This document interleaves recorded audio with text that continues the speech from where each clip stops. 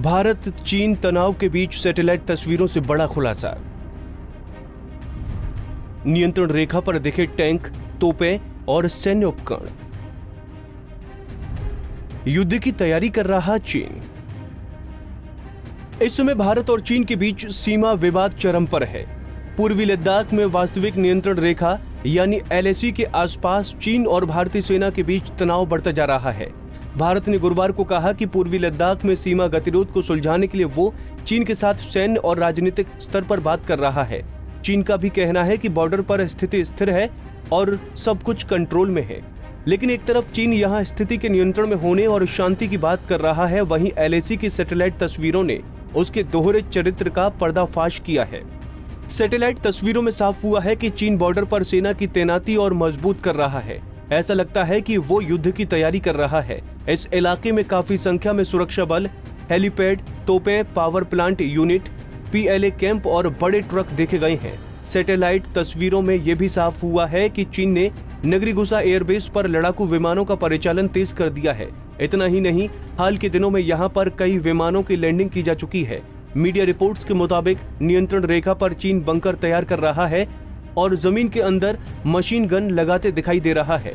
वहीं चीन के सरकारी मीडिया ग्लोबल टाइम्स में कहा गया है कि चीन की तरफ से सीमा पर अनमेन्ड एरियल व्हीकल यानी ड्रोन लगाए जाएंगे, जो सैनिक परीक्षण, कम्युनिकेशन, इलेक्ट्रॉनिक डिसरप्शन और ऊंचाई से फायर स्ट्रोक करने जैसे मिशन को अंजाम देने में सक्षम है।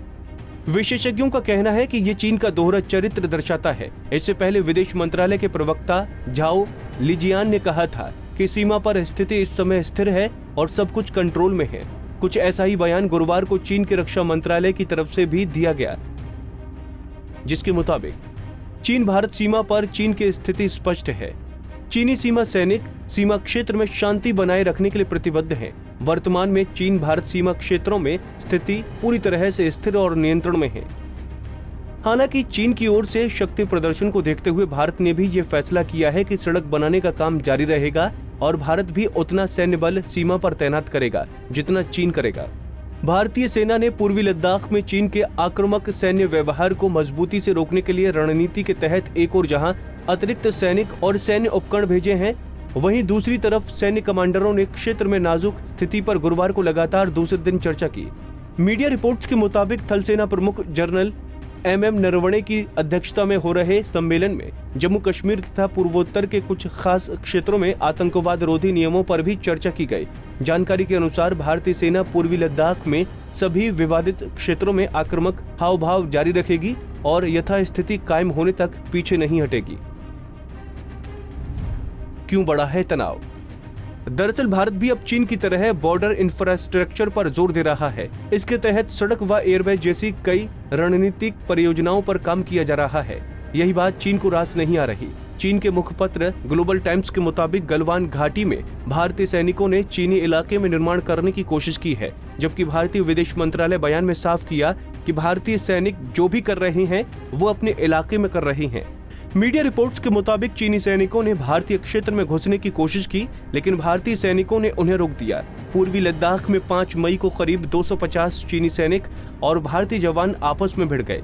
इसके बाद उत्तरी सिक्किम में 9 मई को भारतीय चीनी सैनिकों के बीच झड़प हुई, जिसमें कई सैनिक घायल हुए। इन झड़पों के बाद से ही लद्दाख में पेंगोंग लेक और गलवान घाटी तनाव का केंद्र है।